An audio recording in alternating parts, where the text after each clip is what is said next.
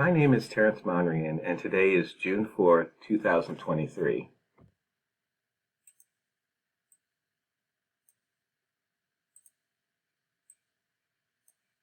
For my presentation today for Week 3 research, Prokaryote and Eukaryote interaction in Cell Biology 1050, I looked at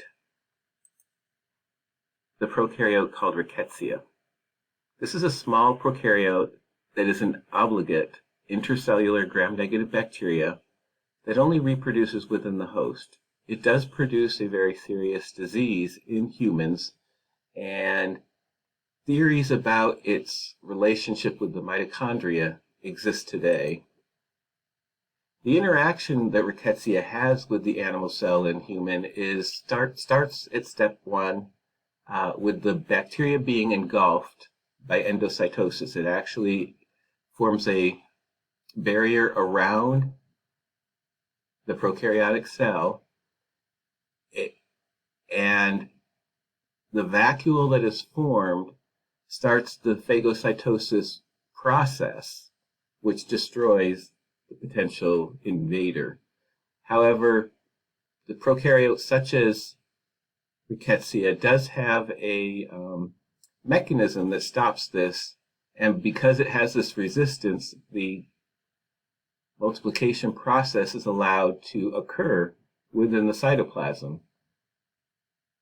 At this point, the cells can go in one of many directions. They can actually go into transferring to an adjacent cell. As you see here, this is a picture of an animal cell, and it has a Rickettsia bacteria that is formed also and moved over. It can also, through lysis of the cell, if it actually kills the cell that it is living in, then the lysis causes the release of the microorganisms for other transfer to other locations. Step 6 shows the potential symbiotic relationship between the Rickettsia and the host cell I'm going to talk about now. According to Lou Fan and others, in an article from 2020 that I referenced later, a cross-validation based on a series of trees placed mitochondria robustly within alpha proteobacteria, which shares a common ancestor with Rickettsia and other currently unclassified marine lineages. So the information here says that the mitochondria and the alpha proteobacteria, which Rickettsia is a part of, share a common ancestor.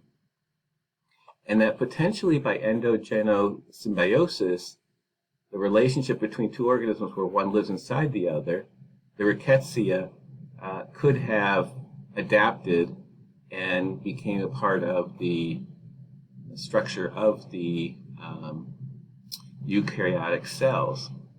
According to Cazzola, Linsig, and Margulis in the 1960s hypothesized this about the mitochondrion, that it was actually a potential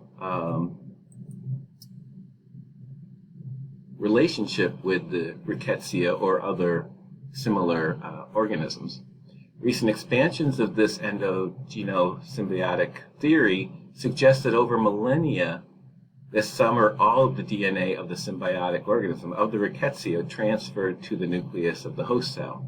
And if you actually look at the structures here that I've drawn, here's the mitochondrion, the very basic structures. The similarities, the DNA, the ribosomes, the similarity between the structures is potentially apparent, considering the fact that millennia have elapsed since these were closely related.